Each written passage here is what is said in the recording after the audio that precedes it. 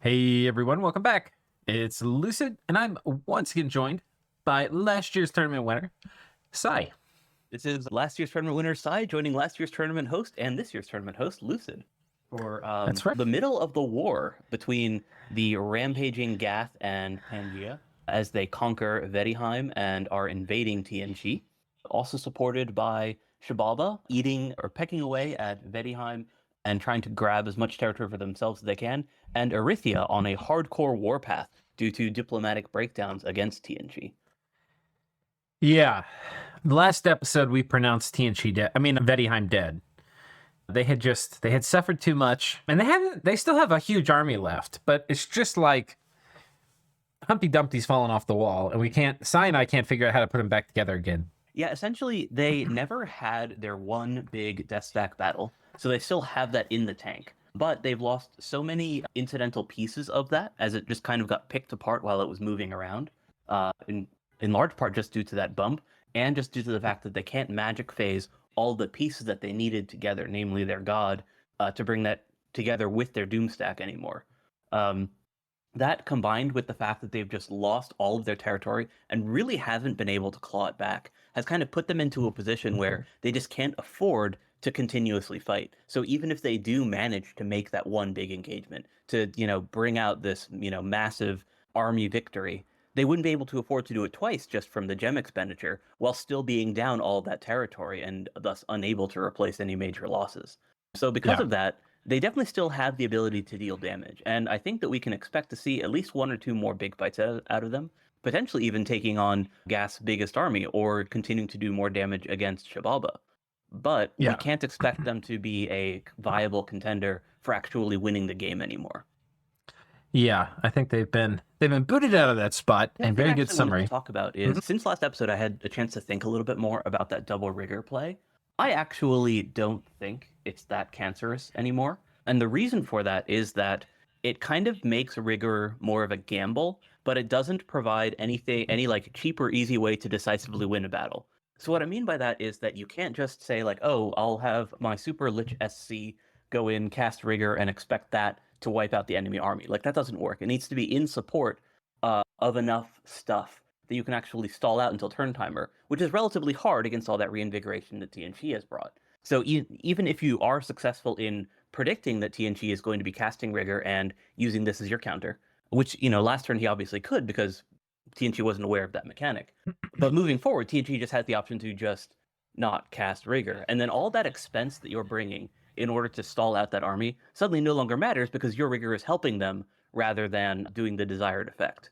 So between that and the fact that it's not like, bone grinding or Dominion's 4 Rain of Stones, where it's relatively cheap to just cast it and expect it to do a lot of damage, I really don't think that it's as bad as, for example, the Foul Vapors play that we'd seen earlier from Pythium, where they were able to drop that without triggering gem Yeah. spending. Like, I think that this is kind of like a mind game thing, kind of like how Wrathful Skies makes Army of Gold a bad spell unless you have a lot of SR in your Bless.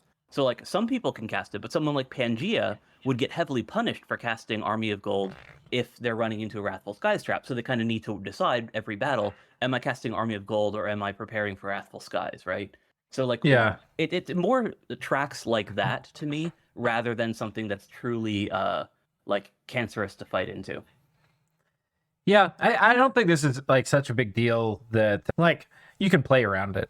Yeah, I mean, And you can choose to just never cast rigor, and then you can never have a double cast on you. So it's not like yeah, like you can sometimes right. cast rigor and then see if they're willing to put up the commitment in order to try to make the trap work again. But it's not But I like don't. yeah. I mean, rigor is cancerous enough by itself. Like it's a super strong spell. I think it where there's nothing because you can't do like two reliefs. Like if both rigors go up, it just everything passes out very quickly. So I think it's like not bad in the sense of like you can't play around it like the gym dodging things were like the foul vapors thing, but I don't think it's like great design. I think I'd prefer it if only one rigger could be active, but Yeah, I mean, I don't regardless know. of whether or not, like from a design perspective, it should be that way. I'm just saying, like from a gameplay Yeah. perspective, now that we Yeah. know that that's the functionality, I don't think that it's going to like be the one thing that defines like game wars moving forward or anything along those lines. Yeah. So get back to the game. We've got some pretty interesting stuff. You can see we've got like a Vaettiheim magic phasing on Arithia, and then we've got a ton of horror attacks, and then we've got just a tremendous number of battles. So yeah, so it should be fun. Message has arrived from TNG. Latch here. Did not know Rigor stacked with itself. This was quite painful, but let's see how well we can bounce back. Sorry. Not a very strong force coming out from us this turn, but I don't expect a lot of opposition this turn either. We killed 2 Pans with Manifestation this turn, which is cool. Yeah, Manifestation's great at like picking off high value mages. It's not so great versus like little communion guys you tend to see in late age, but like Pans are like the perfect target for it. Manifestation is weird though, in that it has only a 50% chance of tagging the commanders. And then if they decide like no one, like if they go through all the enemy commanders and they decide that no one's worthy, then they come back and attack you. So in a sense, you kind of do want there to be a fair number of enemy commanders when you cast it, just to reduce the chances of it backfiring. Right. Yeah, like the ideal thing would be like 2 or 3 Pans in an army or something like that, and then not much else. Yeah, the stacks that Pangea was doing where he had like 2 Pans and just like a couple of Sages, like that's perfect. Because then you have a decent chance of tagging someone high value while still not having a very good chance of hitting yourself. Exactly. Okay, coordinating a God drop with Vaettiheim to mess with Arithia. Let's see if that does enough for me to win. It's funny. That's funny to me just because they did that before. So it's like a rerun of the same thing that beat up Arithia last time. Poor Arithia too, they keep fighting somebody who doesn't have an idol and gets smacked by the idol. The same somebody, no less. Yeah. Okay, from TNG again. Also, the army relieving our besieged fort this turn was concealed under a cauldron of the Elven Halls in our swamp fort, plus cube stealthed over from the water throne last turn. Good chance Arithia guesses what we're doing, but also a good chance he doesn't expect it. Yeah, a fully stealthed army from TNG of all nations is absolutely not something I'd expect.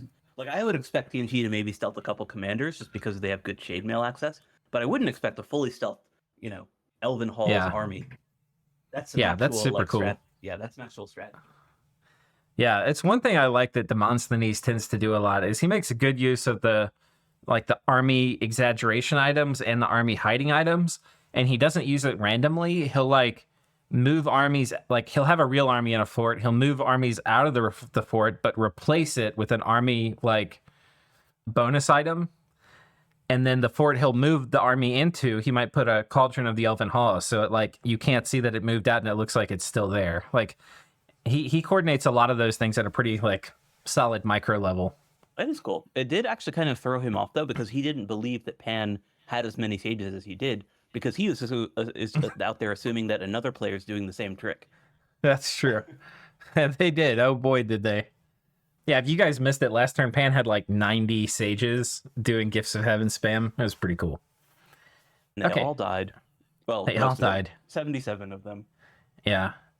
The biggest loss to turn timer battle was our beloved Dragon of Rain, who, despite being very high morale flyer, died in the retreat, carrying our bag of winds with him. Ooh. I actually, because we saw him retreat, I actually thought that he was fine, but I guess we didn't check the map.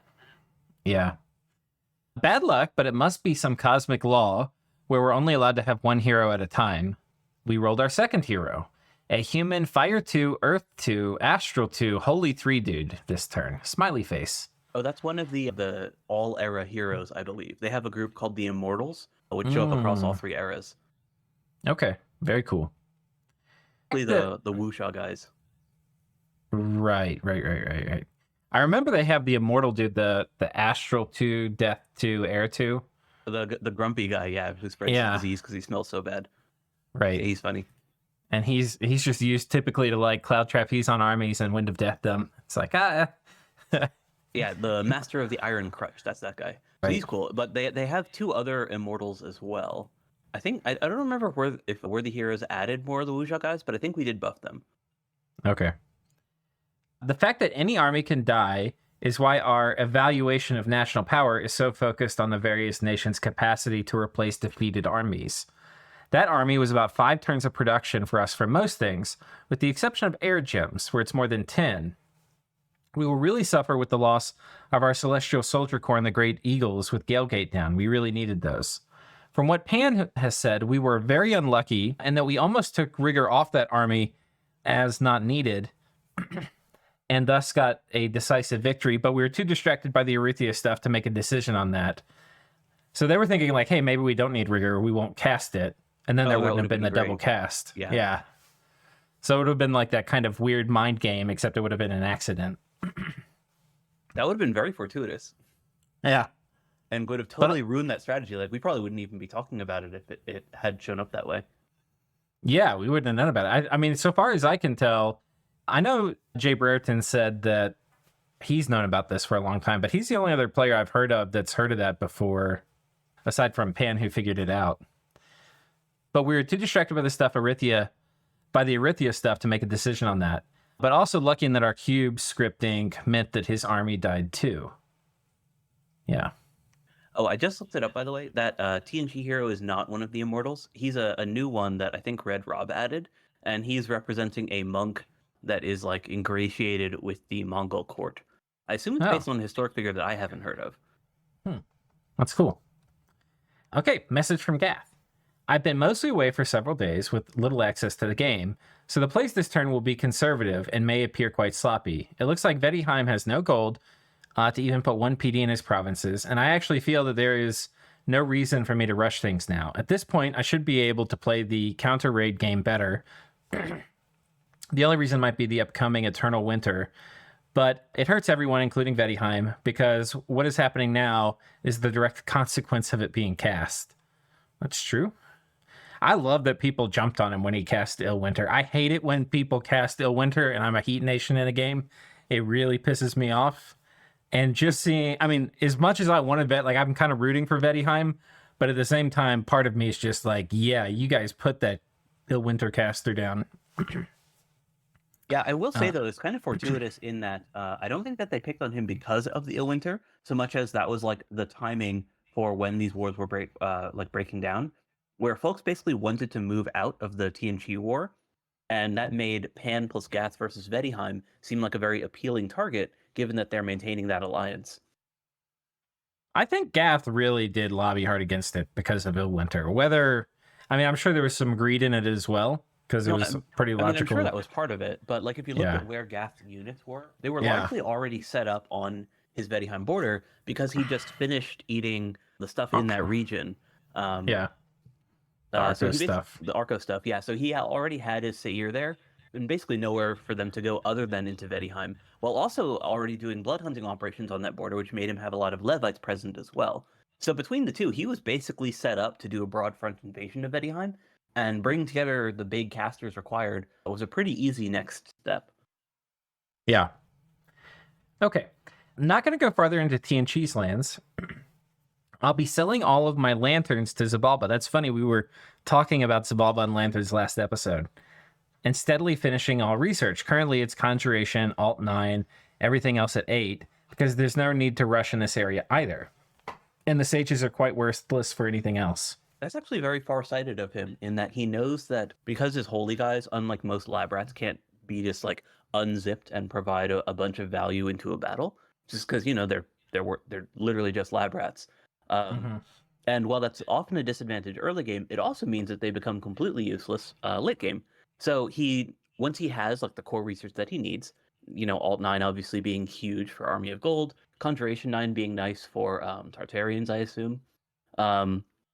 Then he's kind of set, and he can kind of very slowly collect the last 9s that he needs, because he isn't the one who wants to cast demonic cleansing in fights. And that, of course, means that the research boosters, which presumably he's already invested in to get to this state, can be more valuable just getting gems back before other people are hitting this research cap.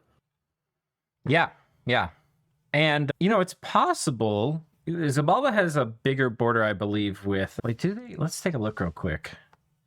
Zababa...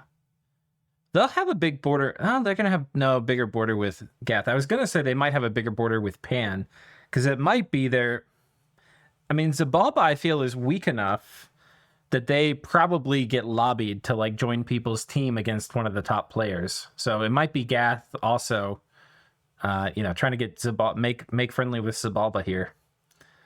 But yeah, Zababa with a lot more research is also going to be terrifying. So... I don't know what Gath's plan to actually close the game out is, though. Like, looking at the map, I don't know, based on what he's conquering, which thrones he's going for. Because most of Gath's conquests haven't been about securing thrones or access to thrones. They've been Yeah. more about just, like, territorial gain. So, he's going to be very rich and strong, but he still needs to take over quite a bit more land in order to actually get enough thrones to win, which is a little bit awkward because it's going to make picking his targets a little bit harder. Like, compared to Pan and TNG, who both had like very clear, if you kill these two nations, you win the game. I don't think Gath has that, and that can be good and bad. Like, they're not at any risk of throne rushing, so people can feel a little more comfortable with that. But it also means that they're going to have to take either, excuse me, they're either going to have to take more wars or a harder war against Pan in order to actually win. Yeah. Okay, we got some messages here from Vaettiheim too. All right, so I didn't message last turn, but I should have. There was a huge diplomatic shift that occurred. As far as I was aware, Erythia was in progress and countdown to go to war against Zababa. I pushed back on my rating in anticipation of him backing off shortly to fight Erythia, and I spent a lot of gems trying to manipulate and get a win versus Gath. I'd planned on starting to cycle down troops and mages to recoup territory versus Gath without sacrificing my ability to defend the forts themselves, and possibly start retaking the Zababa forts. Instead, with this shift and the surprise attack from Erythia, it's likely consigned to me to death. I don't feel that I have a cost-effective route to win. Facing two separate blood-sacred nations, I need to be efficient already. I can't hold my territory efficiently when they're willing and can spend 3 times as much as me, and they can replace mages and I can't. I had the economy to fight either, but not both. And the surprise attack was rather demotivating to know that everything I've been planning for the last 5 turns was for a waste. I had a lot of plans, and none of them are even remotely viable now. I'm curious as to why Vaettiheim wasn't talking to Erythia, and TNG for that matter, because TNG kind of knew that they were about to be fighting Erythia regardless. No, they didn't. TNG was surprised. They thought TNG also thought Erythia was going to fight Zababa. Okay, because I knew that they had a nap broken thing, but I thought that they were under the impression that they were on like at least kind of unfriendly terms from the territory thing. But no, if it was a full-on surprise, like literally didn't even expect that they would be fighting them at all, then yeah, I can see that. Yeah. But yeah, I think Janahito hasn't been super communicative this game with people from just the sense I get from messages. So it could be that he maybe talked to Vaettiheim, they came up with a plan, and maybe a few turns later he decided, no, fuck these guys, I'm going to break my nap and attack them or something like that. But fundamentally, I see 2 options for me. I could deploy everything and try to punish raids everywhere, but I heard my research and generally result only in getting my own territory back. I'm getting hit by a large amount of lesser horrors, full horrors, ghost riders, infernal disease casts, mind hunts, and more. Anything I deploy is getting punished hard. It's deploy, stealth, rinse, and repeat. They're playing it intelligently and are willing to sacrifice mages to increase my commitment and thus ability to be punished. Secondly, I can pull back, take a look, and look for mistakes to make it costly. I have a lot of troops, and I can make it painful to be gem efficient, though. Considering I have very little gem income from the territory, I need to pick my fights. With Army of Gold, I should be able to win versus the Gath army as long as I have the gems and the Dark Vines to bait life for life. Oh, that's a good use for Dark Vines. Actually, I mean, I like Dark Vines in general. Yeah. Currently, I'm doing the latter. I'm attempting to support TNG this turn. I could interfere with Zababa's blood using my god. Gath will have Banish, and I don't think Gath does have Blood 9. And I would like to, but actually, right. That wasn't one of their 9s. Actually, that is one of the 9s that Gath should get. Yeah, that's pretty good. Maybe they should have gotten that before switching over the lanterns. But anyways, yeah. Yeah, I mean, we can see what their research does, but I doubt it like flatlines. They're probably still going to have 3,000 a turn or something. Yeah, that's fair. They're not like no research. It's just that I consider some of the Blood 9 stuff very valuable. The Banishment especially, because Gath actually has a pretty easy time casting the Fire Banishment because they get a Fire random on their cap guys so they have like these base Blood Fire mages. So you just slap a range booster on that and you get rid of whatever the scariest things are on the battlefield. Yeah, it's pretty cool. I would like to, but in the long run, the very slim chance for me to survive hinges on TNG being able to help me survive. With the war turning into a 4v2 against us, it's necessary to stick together in some fashion. I'm also hitting Arithia's armies and trying to siege Pan's forts with horrors to reduce his ability to replace sages and move around freely. Plus, I'm not in a position... Plus, I'm to be put in this position, then I have to choose TNG if I was to attempt to play Kingmaker. Okay. That makes sense. I mean, yeah. So there's some friendship here. We were kind of talking last episode, they're just... It's allies of circumstance more than friendship, but there's some goodwill here. I think it really still is just allies of circumstance. It's just that Vaettiheim, of the two, Vaettiheim has realized that they are in a 4v2 at this point. Yeah. Okay, we've covered that one. One more. Lastly, I'm absolutely sure I could probably change the diplomatic scene if I was to drop Illwinter, but for thematic reasons, I don't really want to do that. If you could drop Illwinter and get out of this war, you should just do it. I don't think you can do that now. I think people look at you as food. Yeah, so. I think at this point he's lost too much land to be able to get back into a viable position. Even if the folks agreed to peace out with him, they're not going to agree to just give him back all of his stuff. Right. Like maybe he could get peace from Pan, maybe, but not really. Pan doesn't want to piss off Gath. So Pan's not going to like back out, and piss off Gath. They're one true ally. Yeah. Right. Zababa, they've got a ton of his core land, so he would probably want it back. I don't see how anybody's going to peace out with him. What kind of Vaettiheim would I be if I ended Eternal Winter due to a bit of external pressure? I had considered it before the 3v1. I think I would have considered it if I had allies bringing it up with me and asking for a timeline on how long I would keep it up. I would have grabbed some Jarls and moved on, and likely wouldn't have cast it again until being closer to be able to push towards an end game. Maybe I also might have been stubborn. Yeah, I think this actually is a great way to do it. If you tell people, because I think with Vaettiheim, you really do want to get the Neefel Jarls or some of them. And if you tell people like, look, I put it on an expendable guy, I'm going to suicide him in 8 turns. So y'all are going to get like an income bump from your temperature scales dropping. If you were like heat 3 and your neutral thing is like heat 1. But by the time it gets to 8 turns, I'll suicide him. Yeah, I mean, I don't know. I think that like if you're putting up Illwinter at all, then it either has to be like with some communication about other folks or with the expectation that like you're just going to keep it up for the whole game. Yeah, either you do it. I mean, I don't know. I think the main reason to put it up is you're ready to fight everybody. But there might be a corner case where you're just like, I'm going to put it up for a short amount of time.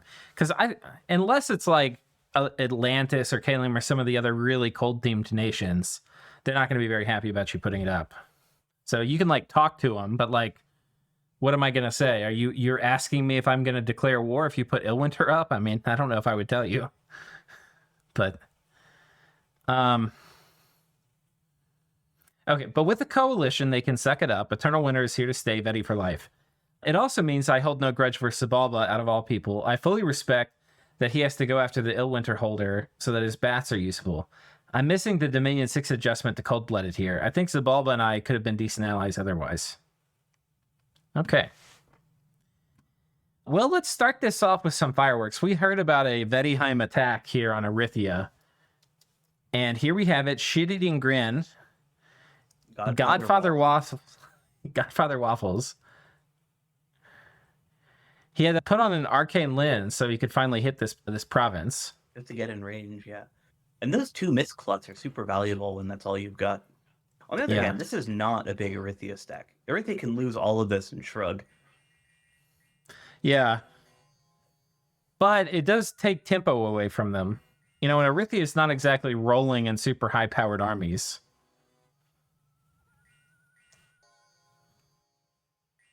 So he's done Wailing Winds. What you don't want to, especially an army this small, it's paralyzed. Oh, that's actually potentially very dangerous. It's still casting. Because an innate caster. Innate caster, I guess they're paralyzed. I didn't know that. I actually did. I just forgot about that. I know that it's one of the only things that is able to cast while disabled. So until it hits 100 fatigue, it is casting. Yeah. So that didn't actually do that much damage. Killed 9 guys. Yeah. Yeah. But I mean, like I mentioned, Rithi could have lost this whole stack, and it still wouldn't have been that much damage. Yeah. Okay, let's take a look here. We got some horrors coming in. Oh my god. So this looks like a...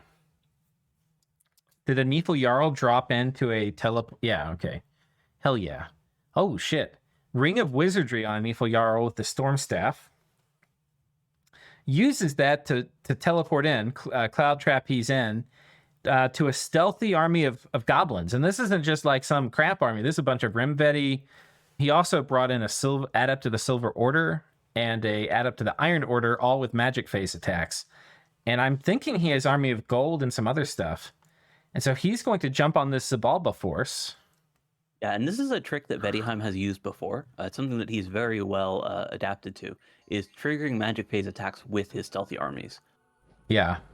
Which I quite like, actually. I think that taking advantage of that strength when you do have stealthy stuff in general is great, but it requires a degree of pre-planning where you know, in order to already have these stealthy armies in position, that can be pretty tricky, right? Because you need to have them in place while also not letting them get patrolled out. And that can be pretty doesn't have solid. withering weapons, does he? No. How do those guys get decayed? Someone cast Wind of Death. Oh.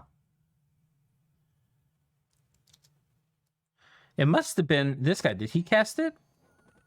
Someone cast Demonic Wind of Death Cleansing. Right there. If you look, you can't scroll up in here. This isn't the log. We saw it get cast. That was a little flashy thing. Oh, okay. There we go. It was Zababa. Zababa cast Wind of Death. Home Slice cast it, I think. Yeah. Wow. That's not something you expect. Maybe he hadn't. Maybe. He tagged himself with it too. He decayed himself with his own Wind of Death. Yeah. I wonder. I mean, I guess you can hit your own guy. The Aussies don't care about it. Not much, anyway.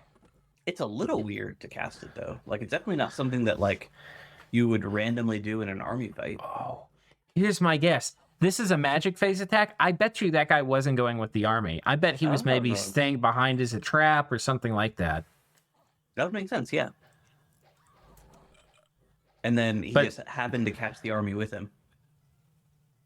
But this gives you a sense of what Vaettiheim can do. Oh, how do you lose all these Gaika? Did they get? Guess that's Wind of Death.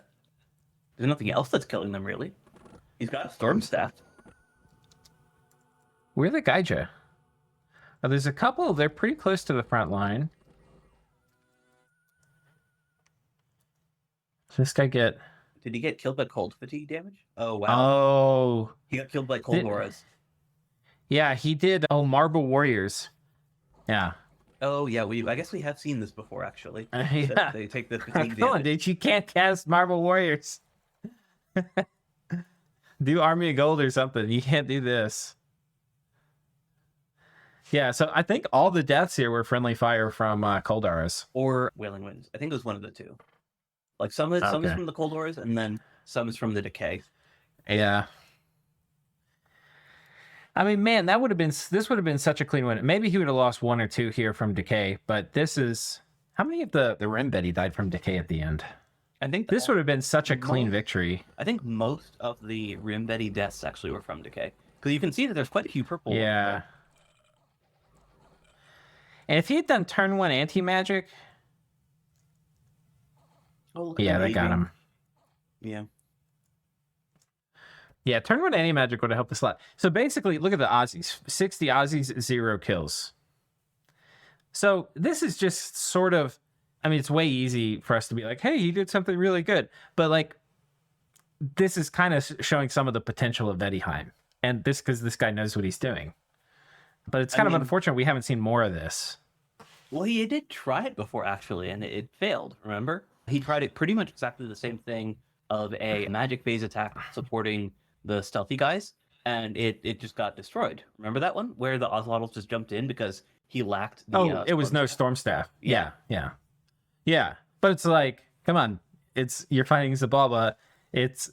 A Storm Staff is pay to win, and you're going to lose if you don't pay for it. So... Well, sure. I'm just pointing out that, like, it's not just the, stealthy magic face thing. Right. You do need to, like, also have the, gem and item support to back that up. Yeah. But if you do, you just stomp the dog crap out of these stacks. Like, well, again, he did take significant losses there too. But this was all friendly fire or like he could have just put the Geiges back so they wouldn't have been close to the Rimvetti, and then he would have cut a lot of the losses. And I mean, it would have been I wouldn't have I'm not gonna he would have taken some losses from Wind of Death here. There's no way I would have expected Wind of Death jumping onto this, so I've suffered the same stuff. But yeah. Yeah, it's imperfect, but my point was more just that it's not like a sudden clean victory that he could have been doing all along. Like, it's still pretty hard to fight these guys. It's expensive. It requires a yeah. And you still take losses even when you do it right. I mean, okay. Well, we can just accept that. But this was like if the Gaija didn't have friendly fire, that was a pure Vaettiheim mistake. It would have just been losing 2 mages and 10 Rinvetti to Wind of Death, and then they would have killed everything. So, but you do need that storm staff, and it's really interesting too. It's kind of like the same thing we saw with Tianqi, where it's like the number of fights you can take a turn are the number of storm staffs you have. The really cool thing you can do with Vaettiheim is like Tianqi has to move an army around, and like he can put a storm staff with it. Vaettiheim can like sneak these armies around, and he can magic phase in the storm staff and surprise them with the sneaking army. So he can kind of get like a little bit more mileage out of some of the storm staffs if Zababa's not on forts. And this might have been one of the only turns we've seen the Aussies not on forts. Because you remember last turn, he's like, I've been doing low commitment stuff, and now I'm going to do a medium or high commitment army.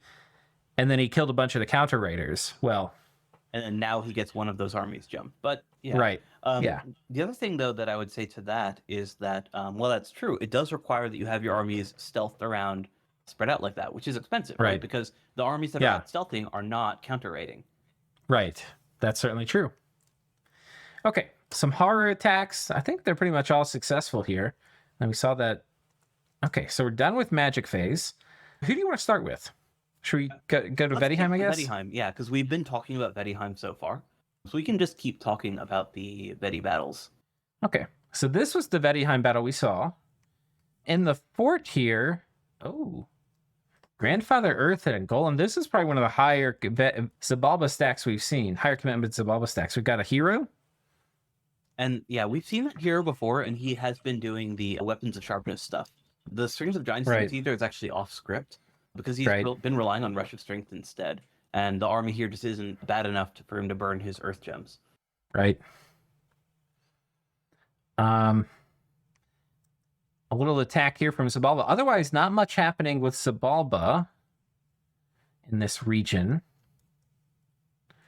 Shifting over to Pan. Was there anything here? Vaettiheim attacking Pan.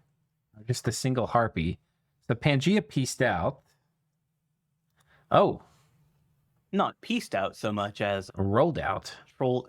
Charged further ahead. I do like this use of wolves, by the way. I think that these are blood patrollers. Yeah. But he's like converted them into the advanced attack stuff. And wolves are actually pretty helpful to have in this role because when they get all up in the mage's faces like that, then the... You're going to like this too, Sai. Look at all those leech casts from downtown. Yeah, those are fun. But yeah, so like if you happen to have wolves lying around, then it's great to just put them in your army on the front because they'll just charge right in with their extremely high combat speed. And then they'll get right up against the mage core and start drawing evocation. Dude, these leeches, this is kind of one of the perfect counters to these guys. Now, they don't have personal luck, which would be really nice against leech, but... Yeah, that's one of the only things you can do against leech spam is Will of the Fates, or in this case, Communioned Luck. Right. But yeah, leech is so effective, and one of the nice things about leech is that when it deals damage, it basically recoups its fatigue cost. Right. Nice. This was great. Yeah. This is basically a little bit more than what you would typically have like in a blood hunting province. Just obviously he knew this was coming and this was actually patrolling. But it kind of goes to show how resilient these provinces can be when they actually have just even a little bit more support against these Sage rating stacks.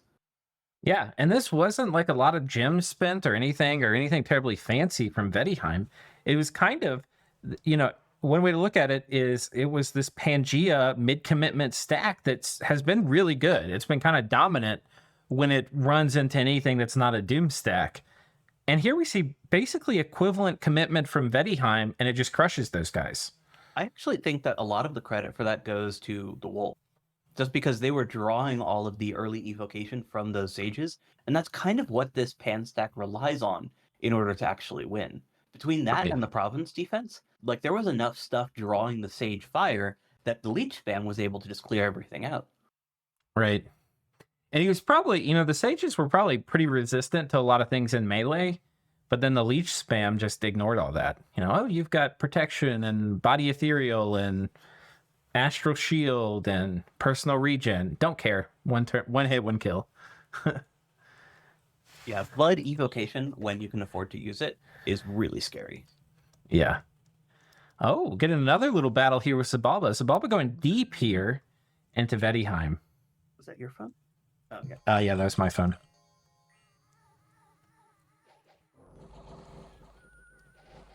Yeah, and this looks very similar in that or very similar to last Zababa fight, I should say, in that it's got like this core of Rimvedi being worked by the mages. The difference is that there's a very significant amount of these non-Rimvedi troops. I think it's just province defense? But there's a bunch of them that just got frozen there. It's like all those militia archers are completely or I guess the archers are okay, but all those militia are completely fatigued out. Yeah. Okay, so we see some Aussies getting into the mage line, but not They've been enough. Killed. Yeah, not enough. And then the ones that the point buffed Rimvedi are fighting are just getting destroyed. Is this the? Oh, this is the weapons sharpness caster.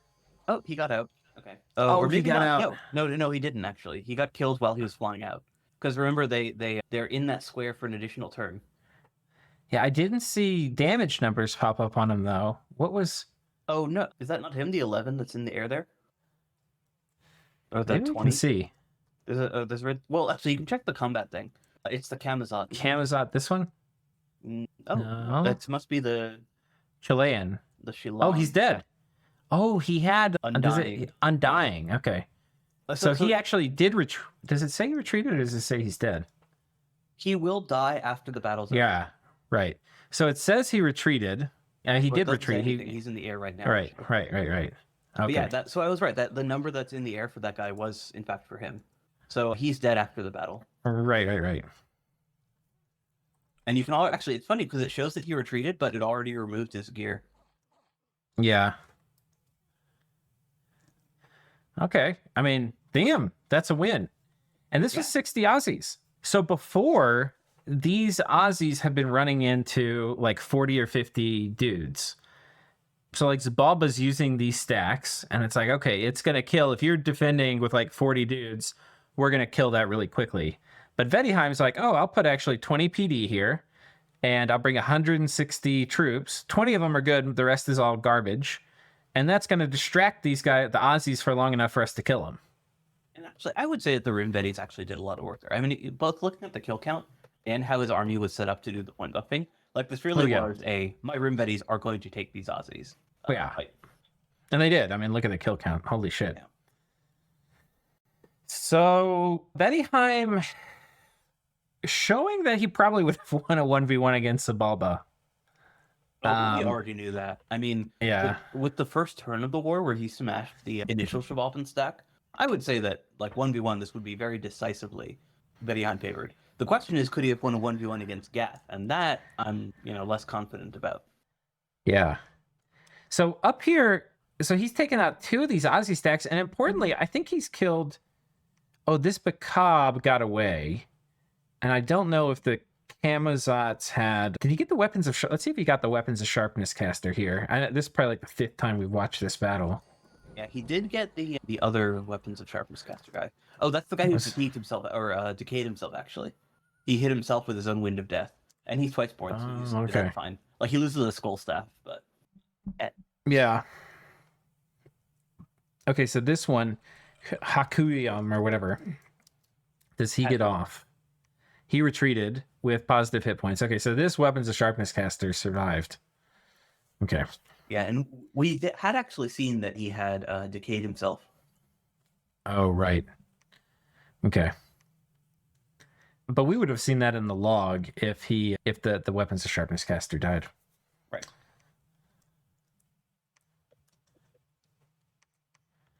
Okay. So far this has been, I mean, he's probably down in territory again, but so far pretty excellent turn. Oh. Some dark finds here too. We'd actually seen those before, yeah, last turn. Yeah. And then what happens here? Do we have a battle? Oh no, he's storming this fort. And it's empty. Yeah. God, that's so many storm demons. Or shed. Oh God, and look at that, Gifts of Heaven. Oh my God. Yeah, we've seen this though. That was kind of like his answer to the big ball of Vaettiheim. I know. But damn, look at that.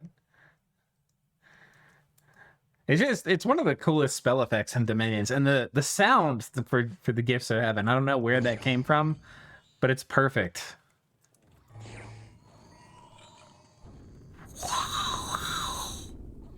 I just love that. Okay, sorry. That's Dominion's porn for me.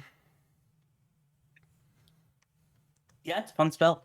And when 5 first came out, I think that was one of the I think that was one of the things that people liked most about these real-time battles is the big gift from heaven spam stuff. Yeah. Okay. I don't think there's actually much action. I mean, he's taken this fort, which is a sick fort, by the way. It's a 2, 4, 6, 7 gem fort. And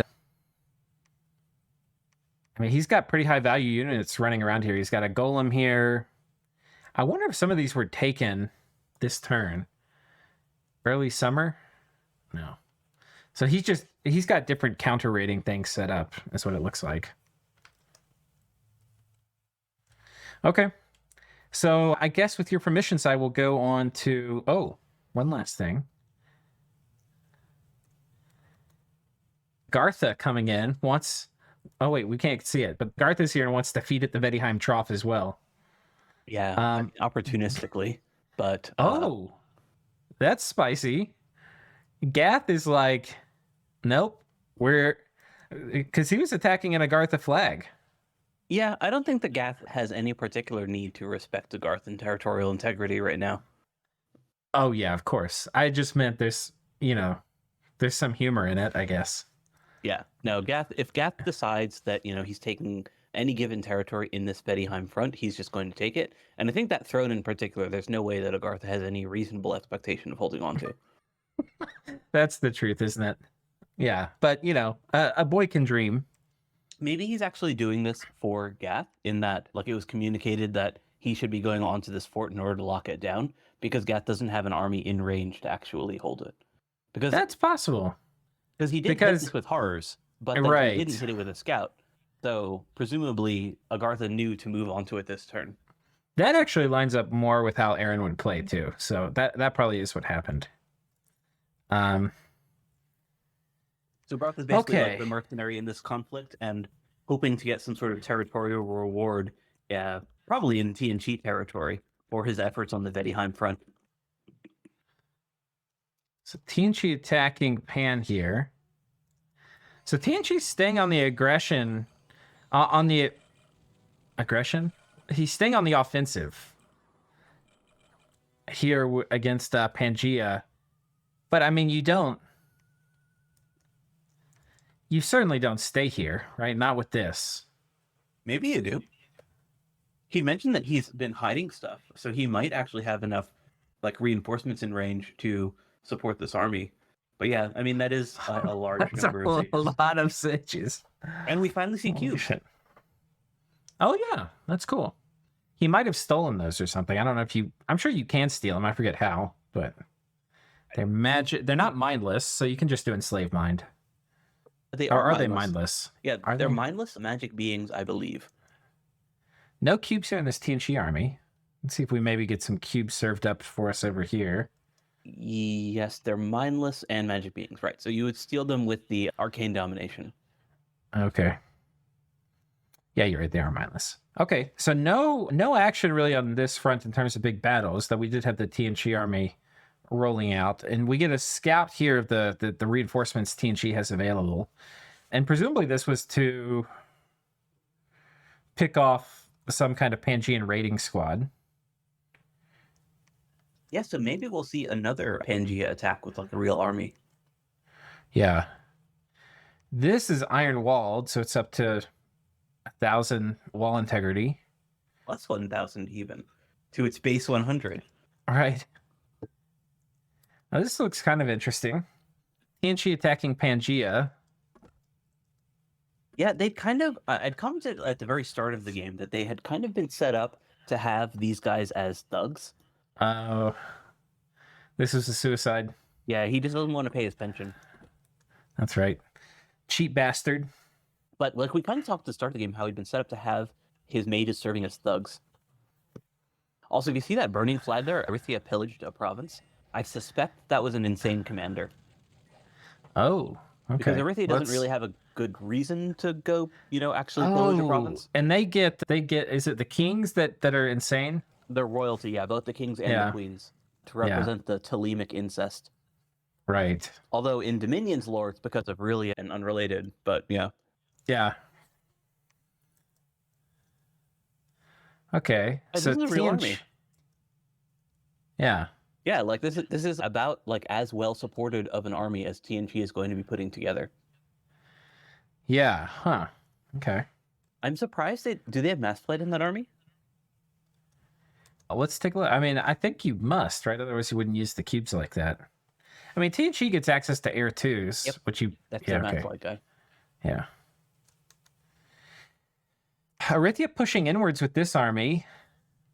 So Erythea looks like... So this army was on this fort, and he left like a token guy on top. And instead he pushed south and caught TNG counter raiders. So behaving kind of unpredictably. And cubes are pretty good, but these thunderstrikes will fuck them up. And the enslaved mines. There's just so much mage support here.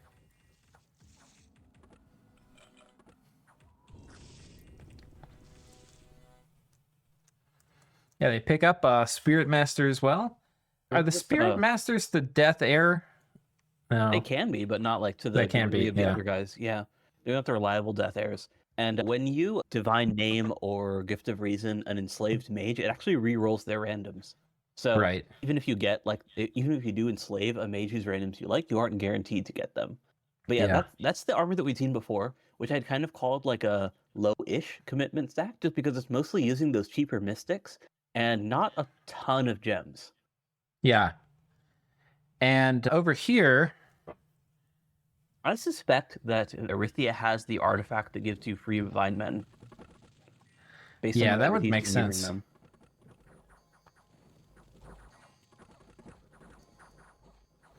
So these Erythea Great Eagles are killing these Barb Heavy Horsemen, but I feel like he lost a few. Yeah, he lost 15 Great Eagles. This actually is not a bad trade for TNG. Great Eagles are pretty expensive. Yeah. And they're fantastic units. They're great to have in your armies, but they're more utility units that can also fight rather than something that you want because they're super efficient fighters. Yeah. Like these guys because they have this massive siege bonus, super high mobility, and great size 6, value. Ton of hit points. Yeah, so like they have all this utility stuff. They can block air elementals, high hit mains, as you pointed out, which is great for preventing army rats when you have them guarding commanders. So they're these amazing utility summons that basically do like everything that you want from your troops, other than fighting. And then in terms of fighting, they're okay. They're not bad at it. Yeah. But that's not like the main appeal of these guys, which is the super mobile utility summon. So losing these guys like this is not great. Like you don't want these guys to be like being the primary muscle of your raiding parties. Yeah. They can be nice if you know like a thug's gonna come in and you want to turn one attack it before it can buff, and you have like 8 of these guys that are 8 that are gonna jump at the back and surround them in one turn. Like that can be fine, but that's like a corner use. That's not like the core way to use them, and you definitely don't want them like front lining for raiding, where like, yeah. So, And like he kind of could use him here because like he's put this army on top of this TNG throne. Well, Oh my he can god. take 2 TNG Eagles. Oh, and there's the Hesperide, the Let's Dracon. take a look. Yeah, Yeah. so that's based on the myth of the guardian of the apples, or of the golden tree. It was the dragon that Hercules had to fight. Oh, cool. But he didn't give the reason it, which usually you see, because it is a unique. Okay, so he clears this out. I mean, this is kind of the perfect place to have the Eagles, though. Like popping that fort. Dadukas. How much? What's the siege strength on these guys? 16. 16.5. So Yeah. 20 is going to be like 300 siege strength. It's a lot So- more than 300. Oh, is it? Yeah, it's 330. Okay. You said a lot more. Oh, well, okay, fair amount more. Okay. 10% more. But yeah, no, that army is weird because it's a huge amount of actual good mage support, right? Like that is Right. like the best and brightest of Erythia, and also the elites of the devils, which he'd gotten from that extremely early soul contract, and his unique summon, but no mass to it, right? Like no line of infantry. And this also is like the perfect thing to hit with like fires from afar and stuff like that. Like, yeah. Right? Again, a great utility unit, but not the only thing that you want in your army. This is so odd to me, in that Erythia has Yeah. all these different pieces where he could make a very compelling stack, and he's just not putting them together. Like he's got Right. everything that he needs, and they're all scattered and in different places. He has like Right. large raiding parties where he's sending like 60 heavy infantry with one mage commander.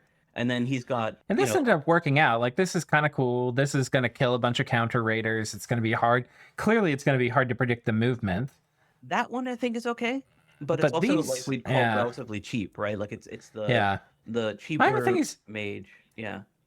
You had this army moving on this fort, and you have 330 siege strength here. Like, just put it on top. Come on, put it right there. And then he also has a It's- bunch more stuff in his capital, just two provinces away.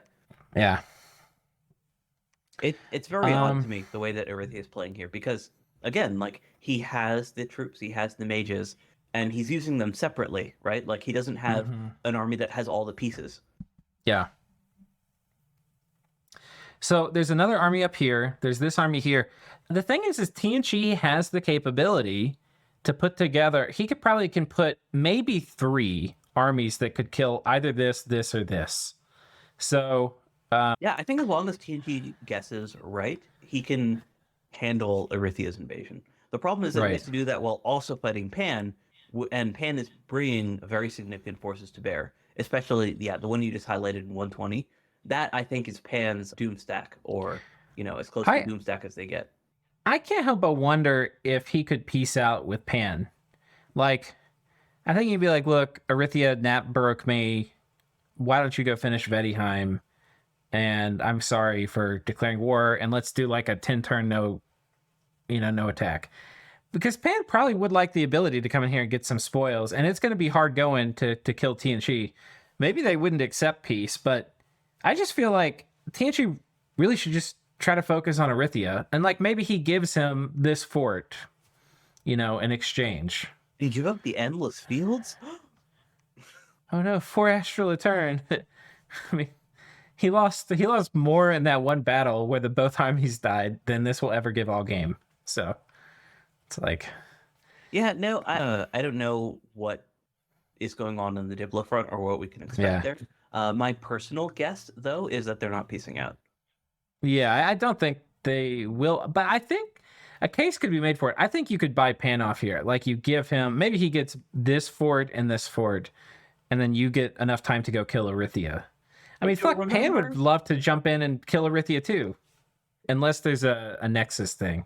If you'll remember, though, from their last war, that the reason that it had been so prolonged was that Pan's demands, basically for peace from TNG, were too Right. high, and that it wasn't until TNG basically decisively won every battle and other folks started backing off that Pangea agreed to peace. In this case, because Pan knows that that TNG is locked into their war with Erythia, and also knows that no one else is going to attack them, I don't think that they would accept peace on any terms that TNG would accept. Okay. I mean, I think for TNG, it makes sense to give up some of the stuff. Like, give up this. Maybe even give up this. Yeah, that's a bunch of good stuff. Maybe I probably wouldn't want to give up the throne. Pan would probably ask for it. But then, like, if you give up that, but then you conquer Erythia, that would be nice. I mean, the thing is, for Pan, that would be great because you could come in and eat Erythia too. But I know. I'm just saying, based on like their previous Diplo. Right. And, Yeah, like, I don't think it's going to happen. Yeah, based on what we know from both the game state and what these players believe and their interactions with each other, I don't see peace happening in our time. Yeah. Okay, we got a cool little raid here between Pangea and Tianqi. This is kind of one of these prototypical Sage stacks. Oh, we've got some elementals here. Spicy. Yeah, and this one also has a Pan in it. So this is one of those like larger stacks. And he'd mentioned that he'd killed a couple of these Pans of Harbingers. Given that there were 2 Pans in this army before, and now there's only 1, I think this is one of the victims. You know what? I never thought about it before, but elementals are really good against Gifts of Heaven spam. Because they can't get killed through all their forms by getting hit by a rock. It's only going to knock them down 1 size. Well, 1 size and all the HP in the second form. It takes them down to 1 HP. Right. Okay. Successful there. He takes this back. No fight here, but a ping. Successful here. God, he has so many sages. Like, he bled out 80 last turn, and he bled out another 10 this turn, and you just can't tell. There's no sign. It's LA Pan's scaling. Like, people talk about like, oh, you need blood to scale, but LA Pan is kind of like the voice of the opposite, where it really can scale just from having the most efficient mages in the game. Yeah, that's all they have, and that's all they need. It really is like the scales nation of like any era. Like, even if you're playing like an all eras game, if you need to pick one nation to just go full scales, LA Pan is the one. Yeah. Yeah, I mean, there's probably a few good scales nations, but I can totally see what you're saying about Pan here. Because like it's one thing to have, a very efficient mage. Like, Marverni has a very efficient mage, right? They have a super cheap extra 1, but they can't do what these sages can do, which is get around to all the fights wherever you need them to survive battlefield clear and remote strikes, and to be able to cast actually a pretty decent variety of spells out of their communion. They can do Thunderstrike, they can do Gift from Heaven, they can do elemental resistance by having both water, air, and earth in their communions.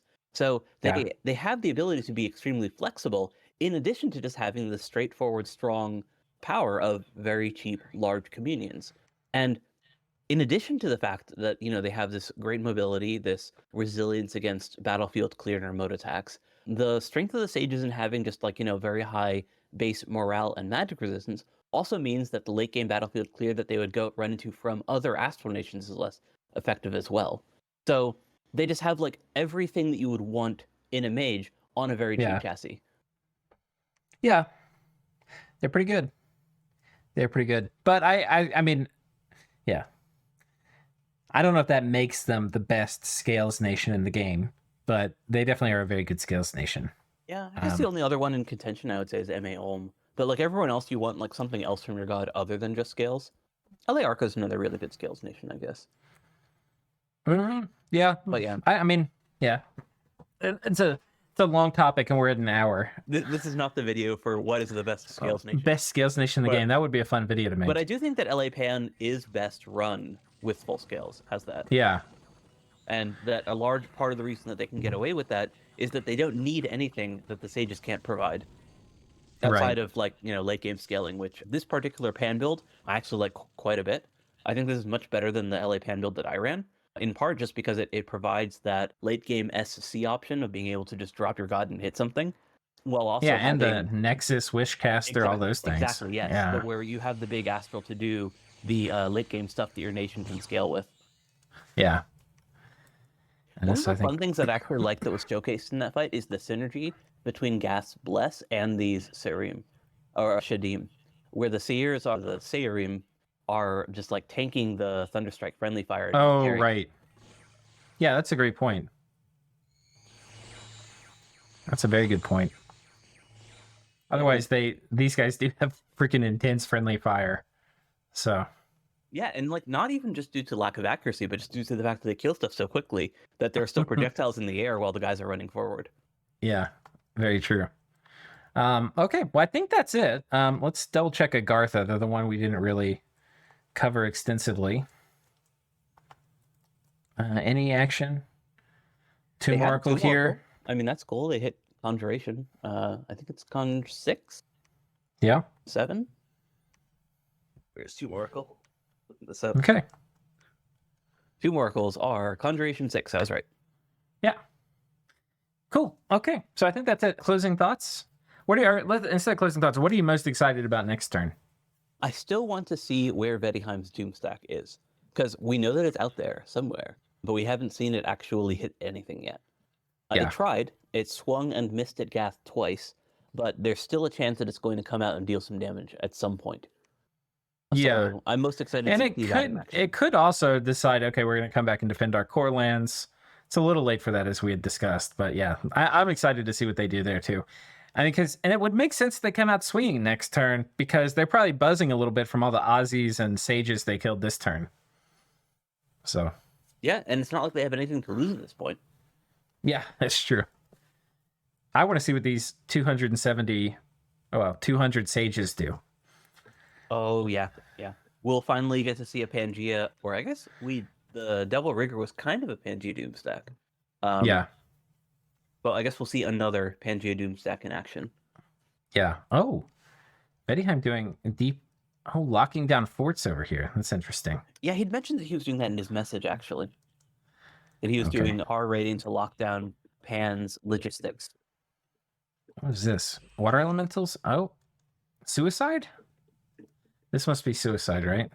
I would assume it's not an intentional suicide. I mean, oh, no. Okay. Yep. They have shrouds, which is interesting. Right. I think it was just to give resistances for the big team battles. So. Oh, yep. Yeah. Okay. And then they got feeble-minded from some bullshit, and here they are. Okay. So I think that's it. Sai, thank you so much for joining me. Absolutely. Thanks for hosting. Viewers, if you made it to the end, you're the best. We'll see you next time.